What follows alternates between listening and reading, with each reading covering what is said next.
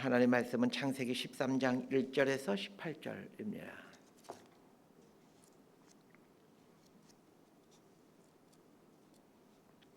창세기 13장 1절에서 18절까지 말씀 번갈아 가면서 읽습니다. 제가 먼저 읽겠습니다. 아브라함이 애굽에서 그와 그의 아내와 모든 소유와 롯과 함께 네겝으로 올라가니 아브라함에게 가축과 은과 금이 풍부하였더라.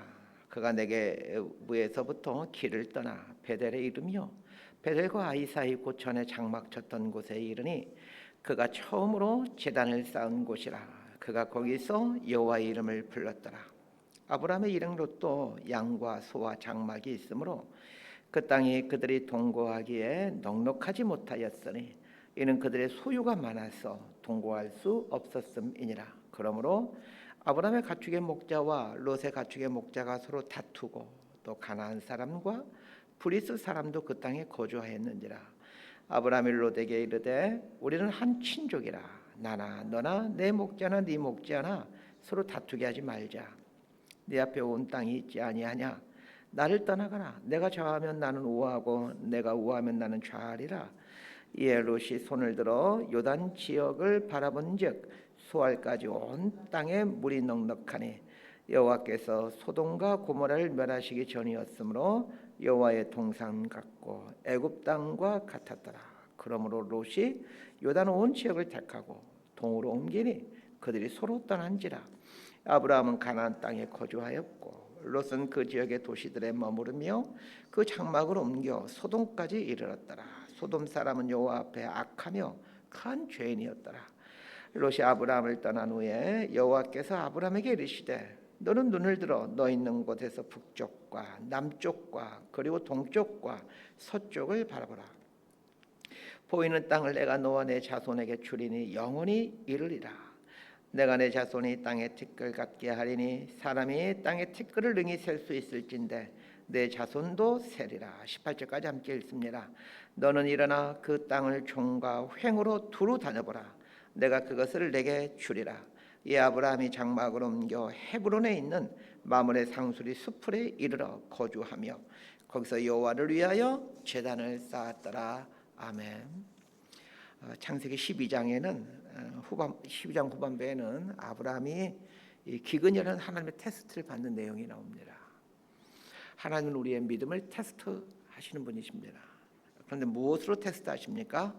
기근으로 테스트하십니다. 물론 다른 것들로도 테스트하시긴 합니다. 그러나 가장 많이 사용하시는 것 중에 하나가 기근입니다. 기근이란 경제적 어려움이죠. 학생으로 치면 국영수 과목에 해당되는 게 기근이다라고 생각하시면 됩니다. 가나안 땅에 기근이 오자 아브라함은 기근이 없는 애굽으로 내려가죠. 그러나 애굽으로 내려가는 것은 하나님의 뜻이 아니었습니다. 애굽으로 내려가는 것이 하나님의 뜻이 아니라는 것을 아브라함도 감지하고 있었습니다. 그래서 불안한 것입니다. 하나님께 물어보면 내려가지 말아라 하실 것 같아서 물어보지도 않습니다. 불안하였기에 애굽으로 내려가서 인간적인 방법을 씁니다. 자기 아내를 누이 동생이라고 소개하죠. 그렇게 함으로 생명을 보존하고자 하는 겁니다. 아브라함은 애굽에 내려가는 선택을 함으로 기근이라는 하나님의 테스트에서 좋은 점수를 얻지 못합니다. 그렇다고 하나님이 아브라함을 포기합니까? 그렇지 않습니다.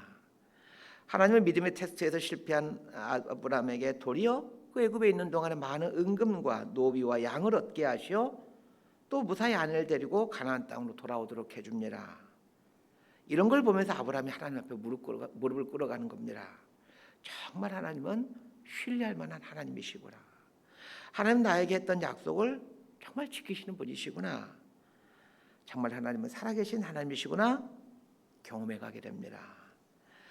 그리스도인은 믿음의 실패를 통해서도 믿음의 성장을 가져옵니다. 이것이 사도 바울이 말한 모든 것이 합력하여 선을 이루느니라 라는 말씀에 담긴 의미입니다. 그러면 여러분 믿음의 테스트에서 실패했다 하더라도 차별하지 마시길 바랍니다. 실패를 통해서 우리는 믿음이 자라게 됩니다. 오늘 아브라함이 롯과 헤어지는 장면을 공부하게 됩니다. 자, 13장 1절과 2절 말씀 함께 보겠습니다. 시작. 아브라함이 애굽에서 그와 그의 아내와 모든 소유와 롯과 함께 네겝으로 올라가니 아브라함에게 가축과 은과 금이 풍부하였더라.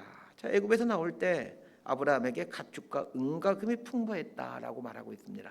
애굽으로 내려간 이유가 무엇 때문이었습니까? 기근이 와서 다 재산이 없어질까 봐 두려워서 기근이 없는 애굽으로 내려갔던 겁니다. 기근을 면하기만 해도 감지덕지인데 아브라함이 애굽에서 나올 때 많은 은과 금과 노비와 가축을 가지고 나옵니다. 이런 과정을 통해 아브라함의 믿음이 성장하는 겁니다. 가나안으로 돌아왔는데, 자, 가나안 어느 지역으로 가게 됩니까? 3절과 4절 말씀 함께 봅시다. 시작. 그가 네겝에서부터 길을 떠나 베델에 이르며 베델과 아이 사이 곧 전에 장막 졌던 곳에 이르니 그가 처음으로 제단을 쌓은 곳이라. 그가 거기서 여호와 이름을 불렀더라. 애굽에서 나와 베델과 아이 사이에 있는 지역으로 옵니다. 그런데 그곳이 어떤 곳이라고 설명합니까? 아브라함이 처음 가나안 땅에 왔을 때 제단을 쌓았던 곳이다라고 설명해 주고 있습니다. 처음 제단을 쌓았던 곳으로 돌아갔다라는 말은 무슨 뜻이겠습니까? 믿음이 회복되었다라는 뜻입니다. 우리도 그렇죠. 새벽 예배를 통해서 은혜 받은 사람이 한동안 방황하다가 다시 새벽 예배 제단을 쌓게 되었다라는 말은 첫사랑을 회복했다, 하나님과의 사랑이 다시 뜨거워졌다, 이런 의미이지 않겠습니까? 여기서 중요한 사실 한 가지를 알게 됩니다. 늘 성령 충만할 수가 없다는 사실입니다. 시험에 들어 낭망할 때도 있고 모든 것이 깊지 않아서 손가락 하나도 까딱하고 싶지 않을 때가 있습니다. 그러나 계속해서 그 상태로 있으면 안 됩니다. 애굽에서 다시 가나안으로 옮겨와야 합니다. 자신이 있어야 될 자리로 돌아와야 합니다. 하나님께서 나를 부르심의 장소로 다시 옮겨와야 합니다. 신앙생활은 이렇게 끊임없이 나를 부르심의 장소로 옮겨오는 것입니다. 계속해서 부르심의 장소로 옮기다 보면 어느새 부르심의 장소에 서 있음을 보게 됩니다. 아브라함이 본래 있어야 될 자리로 돌아오게 됩니다. 다시 하나님 앞에 제단을 쌓는 삶의 자리로 돌아왔습니다. 그런데 아직까지 아브라함이 내려놓지 못한 것이 있습니다. 그게 뭘까요? 롯입니다. 1절에 보면 롯과 함께라고 나와 있죠. 창세기 13장의 주제는 아브라함과 롯이 헤어지는 것입니다. 그런데 단순히 조카와 헤어진 걸 말하기 위해 이렇게 이 귀하고 귀한 성경에 그 롯과 헤어지게 됐다, 별로 중요하지 않을 것 같은 내용을 자세하게 기록해 주고 있겠습니까? 아브라함이 갈대아 우르에서 떠날 때부터 롯은 아브라함의 동행인으로 등장합니다. 하나님은 아브라함에 분명히 말했죠. 네 친척과 아비의 집을 떠나라라고 말입니다. 그러면서 하나님 말씀에 온전히 순종하지 않고 갈대아 우르를 떠나죠. 아버지와 형제들, 동생 나홀의 가정까지 데리고 갈대아 우르를 떠나죠. 그래서 하란까지 오지 않습니까? 하란에서 아버지가 죽을 때까지 한동안 하란에서 멈춰서게 됩니다. 하나님 말씀에 불순종한 건 아니지만 부분적인 순종을 했죠. 즉 온전히 순종하지 못하자 믿음의 여행에 지체가 된다는 것을 하란의 멈춤이 보여주고 있습니다. 그때 아브라함이 무엇을 깨달았겠습니까? 하나님 뜻에 온전히 순종하지 못하면 하나님께서 해주신 약속의 성취가 지체되는구나를 깨닫게 됩니다. 이 깨달음을 가진 후 하란에서 자신의 동생 나홀의 가족을 남겨놓고 가나안 땅으로 오게 됩니다. 그러나 여전히 아브라함이 포기하지 못한 것이 있습니다. 롯입니다. 롯은 끝까지 데리고 갑니다. 왜 그럴까요? 아브라함의 아내인 사레는 아이를 낳지 못한 여자입니다. 아브라함은 롯을 자신의 상속자로 생각하고 있었던 겁니다. 하나님께서 자식을 주겠다고 분명 말씀하셨지만 그 아내가 불임 여성이기에 자식을 주겠다는 말을 도저히 믿을 수가 없었던 것이죠. 그래서 끝까지 롯을 데리고 다니는 겁니다. 그런데 오늘 본문에서 롯과 헤어지게 됩니다. 좋게 헤어집니까? 나쁘게 헤어집니까? 나쁘게 헤어집니다. 하나님의 뜻에 순종했으면 좋게 헤어졌을 겁니다. 그러나 하나님의 뜻에 불순종해서 계속 데리고 다니다 보니까 좋지 않게 헤어지는 겁니다. 자, 5절에서 7절까지 말씀 함께 읽습니다. 시작. 아브라함의 이름 롯도 양과 소와 장막이 있으므로 그 땅이 그들이 동거하기에 넉넉하지 못하였으니 이는 그들의 소유가 많아서 동거할 수 없었음이니라. 그러므로 아브라함의 가축의 목자와 롯의 가축의 목자가 서로 다투고 또 가나안 사람과 브리스 사람도 그 땅에 거주하였는지라. 롯이 장성에 가자 아브라함은 롯에게 재산을 나눠줍니다. 그런데 두 사람의 가축이 급증하게 되면서 함께 살기가 어려워지게 된 것입니다. 아브라함의 종들과 롯의 종들이 자꾸 싸웁니다. 하나님의 뜻에 반하는 결정을 하게 될 때 늘 문제가 생기죠. 아브라함은 롯을 빨리 독립시켜 자기 길을 가도록 해야만 했었습니다. 아브라함이 롯을 놓지 못한 것은 롯을 자신의 상속자로 생각하고 있었기 때문입니다. 그러나 하나님의 생각은 무엇이었습니까? 아브라함의 몸에서 난 이삭을 통해서 민족을 만드는 것이었습니다. 그러나 아브라함은 하나님의 이 깊은 계획을 볼 수 없죠. 사라가 애를 못 낳으니 당연히 볼 수 없겠죠. 그러나 하나님께서 후손을 주겠다고 약속했으면 그 말을 믿고 롯을 보내야만 했습니다. 그러나 아브라함은 보내지 않습니다. 아브라함이 믿음이 성장하고 있는 건 사실이었지만 여전히 인간적인 계산을 하며 살아갑니다. 우리 신앙생활이 이렇습니다. 믿음이 성장했다고 하지만 여전히 우리는 인간적인 생각들과 인간적인 계산들을 하면서 신앙생활을 하고 있습니다. 우리 다 그렇게 신앙생활을 하고 있지 않습니까? 신앙 성장했어도 다 인간적인 계산하며 살아가는 거예요. 근데 끝까지 인간적인 계산을 포기하지 않으면 어떻게 됩니까? 하나님께서 결국에는 좋지 않게 떼어놓으십니다. 아브라함의 목자들과 롯의 목자들 자꾸 다툽니다. 갈등이 생기게 하는 거죠. 믿음이 아닌 인간적인 방법은 결국에는 문제를 일으킵니다. 그런데 아브라함의 목자들과 롯의 목자들이 다투는 것을 지금 누가 보고 있습니까? 7절 하반절을 보세요. 가나안 사람과 브리스 사람도 그 땅에 거주하였는지라. 누가 보고 있습니까? 가나안 사람과 브리스 사람들이 보고 있습니다. 그 사람들은 아브라함과 롯이 하나님을 믿는 사람들이라는 것을 잘 알고 있습니다. 그 사람들은 원래부터 가나안 땅에 살고 있었기 때문에 이방인인 아브라함과 롯을 아주 관심을 갖고 유심히 살펴보고 있었던 것입니다. 하나님을 믿는다고 하는 아브라함과 롯이 어떻게 살아가나 유심히 보았을 겁니다. 그런데 그들이 하나님의 은혜로 많은 복을 받아 소유가 많아지는 것입니다. 그때 그 사람들은 하나님 믿으면 저렇게 되는구나 생각하며 하나님께 대해 호기심을 가졌을 겁니다. 그런데 부자가 되더니 막 싸우는 겁니다. 아브라함이 이것을 보고는 안 되겠다 생각합니다. 그리고 롯을 보내야 되겠다라는 결단을 내립니다. 아브라함이 롯을 보내는 것은 싸웠기 때문에 보내는 것이 아닙니다. 아브라함 입장에서 보면 인간적인 계산을 내려놓는 것입니다.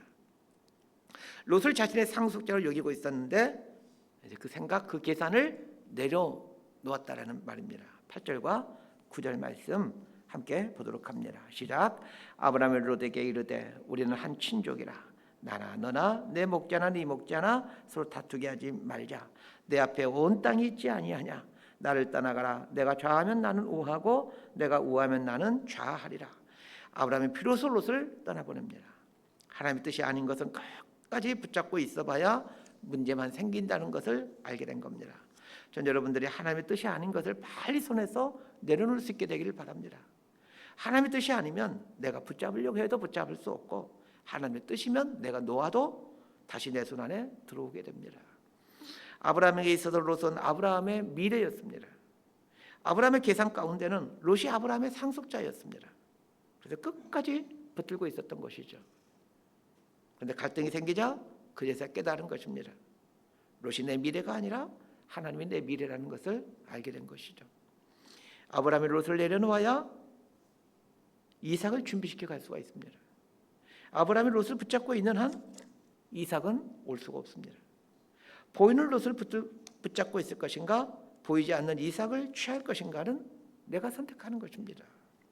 자, 10절 말씀 함께 보겠습니다. 시작. 이에 롯이 눈을 들어 요단 지역을 바라본즉 수알까지 온 땅에 물이 넉넉하니 여호와께서 소돔과 고모라를 멸하시기 전이었으므로 여호와의 동상 같고 애굽 땅과 같았더라. 자, 지금 아브라함과 롯이 거주하고 있던 지역은 베델과 아이 사이입니다. 그곳은 지형이 상당히 높은 그 이스라엘의 중앙 산악 지역에 있는 지형이 상당히 높은 800m 높은 곳이죠.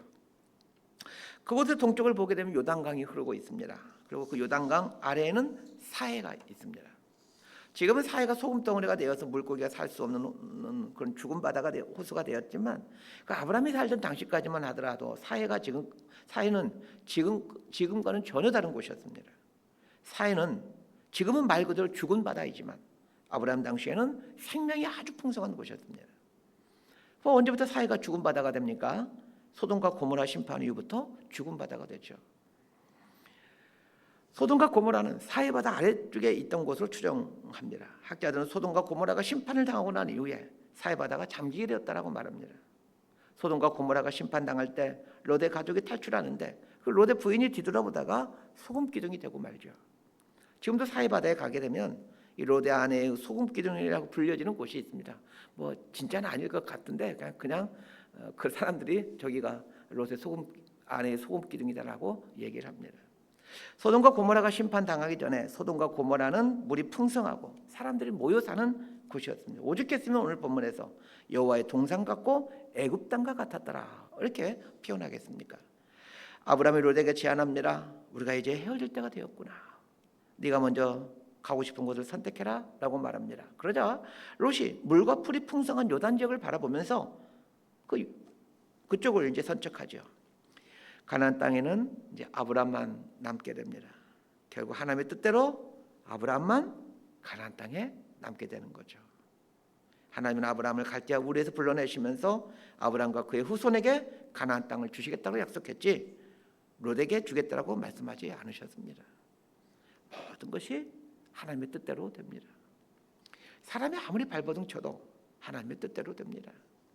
롯이 요단강가를 선택하는 걸 보면서 중요한 사실을 깨닫게 됩니다. 사람의 눈으로 보기에는 요단강 그 사해바다가 있는 곳은 가나안 땅보다 훨씬 더 좋은 땅이었습니다. 물이 많고 풀이 많은 곳이고 문명이 발달된 곳이었습니다. 사람들이 많이 사는 곳이었습니다. 그러나 하나님께서 축복하시고 약속하신 땅은 가나안 땅입니다. 사람의 눈과 하나님의 눈은 이처럼 다릅니다. 사람들은 자기 소견에 보기에 옳은 대로 선택합니다. 그러나 정말 그것이 좋은 곳이라고 자신 있게 말할 수 있습니까? 롯은 물이 많고 풀이 많은 요단강가의 소돔과 고모라를 선택했습니다. 그러나 우리는 소돔과 고모라와 최후가 어떻게 되었는지 잘 알고 있죠. 우리는 소돔과 고모라와 최후를 잘 알고 있기 때문에 롯의 선택을 어리석은 선택이라고 말을 하지만 여러분도 롯의 입장에 서 있었다면 소돔과 고모라를 쉽게 선택했을 것입니다. 사람의 눈으로 보면 소돔과 고모라가 좋은 곳이었기 때문입니다. 자, 14절에서 18절까지 말씀 함께 보겠습니다. 시작. 롯이 아브라함을 떠난 후에 여호와께서 아브라함에게 이르시되 너는 눈을 들어 너 있는 곳에서 북쪽과 남쪽 그리고 동쪽과 서쪽을 바라보라. 보이는 땅을 내가 너와 내 자손에게 주리니 영원히 이르리라. 내가 내 자손이 땅의 티끌 같게 하리니 사람이 땅의 티끌을 능히 셀 수 있을진데 네 자손도 세리라. 너는 일어나 그 땅을 종과 행으로 두루 다녀보라. 내가 그것을 내게 주리라. 이 아브라함이 장막을 옮겨 헤브론에 있는 마므레 상수리 숯불에 이르러 거주하며 거기서 여호와를 위하여 제단을 쌓았더라. 롯이 떠나고 난 이후에 하나님께서 아브라함에게 나타나십니다. 롯을 떠나보내자 하나님이 나타나십니다. 떠나보내야 될 것을 떠나보내자 하나님이 나타나시게 됩니다. 놓아야 할 것을 내려놓자 하나님이 나타나십니다. 그리고는 가슴 설레게 하는 말씀을 해주십니다. 하나님 참 이상하신 분이십니다. 우리가 내려놓을 때 우리에게 오신다라는 것입니다. 손을 펼 때 우리에게 오시는 분이십니다. 하나님이 아브라함에게 오셔서 동서남북을 봐라 말씀하십니다. 그리고는 보이는 땅을 너와 네 자손에게 주겠다 말씀하십니다. 여기서 중요한 것이 자손입니다. 롯을 내려놓자 자손을 주겠다라고 말씀하시죠. 사실 아브라함은 마음속으로 롯을 자신의 상속자, 자손으로 생각하고 있었습니다. 그래서 여태까지 롯을 그렇게 붙들고 있었던 것입니다. 그런데 롯을 내려놓자 하나님께서 오셔서 자손을 주겠다 말씀하십니다. 창세기 13장의 핵심이 이것입니다. 롯을 내려놓자 자손을 주겠다라는 것이 핵심 내용입니다. 하나님께서 우리를 불러서 믿음의 여정을 하게 하십니다. 그러나 믿음의 여정을 하는 동안 하나님이 끊임없이 요구하는 것이 있습니다. 네가 붙잡고 있는 그 롯을 내려놓아라. 롯은 내가 생각하는, 내가 준비해 놓은, 내가 계산하고 있는 가장 안전한 끈이고 미래입니다. 그런데 하나님은 그걸 자꾸 내려놓으라고 말씀하십니다. 말씀 정리합니다. 내가 여전히 붙잡고 있는 롯은 무엇입니까? 롯을 붙잡고 있으면 이삭이 보이지 않는다는 것을 아셔야 됩니다. 우리는 하나님께 그렇게 말하죠. 하나님, 이삭을 보여주면 롯을 놓겠습니다. 그건 하나님 우리에게 요청합니다. 롯을 놓아라. 그러면 이삭을 보여주겠다. 우리는 이삭을 보여주면 롯을 놓겠다고 말하고 하나님은 롯을 내려놓으면 이삭을 보여주겠다라고 말씀하십니다. 아브라함은 롯을 내려놓자 하나님은 자손에 대해서 말씀하시고 가나안 땅의 동서남북을 주시겠다라고 말씀하십니다. 하나님은 우리에게 좋은 걸 주시고 싶어 하십니다. 정말 우리를 축복해 주시고 싶어 하십니다. 그러나 하나님의 축복을 받기 위해서는 우리 손이 펴져 있어야 되는데 움켜져 있습니다. 그래서 하나님의 축복이 우리에게 오지 않는 것입니다.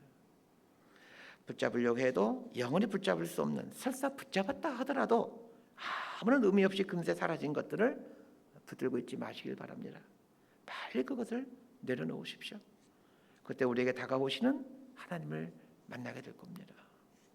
이 하나님을 만나야 되는 축복이 저 여러분 가운데 있게 되기를 진심으로 소망하고 축복합니다. 기도하겠습니다. 하나님, 내려놓아야 되는 것을 내려놓을 수 있는 믿음을 주십시오. 움켜진 손을 펼 수 있는 믿음을 주십시오. 그래야 하늘 보좌에서 우리에게 줄 선물을 들고 계신 하나님을 미소 짓게 하는 우리가 되게 하여 주옵소서. 오늘도 하나님은 당신의 자녀들에게 정말 주시고 싶어 하시는 귀한 믿음의 보물들을 준비시켜 놓으시고 그 보물을 받을 만한 자가 누구인지 찾고 계시는 분임을 압니다. 이걸 믿고 믿음으로 하나님을 선택하는 그 용기 있는 저희가 될 수 있도록 은총을 베풀어 주옵소서. 예수님 이름으로 기도드리옵나이다. 아멘.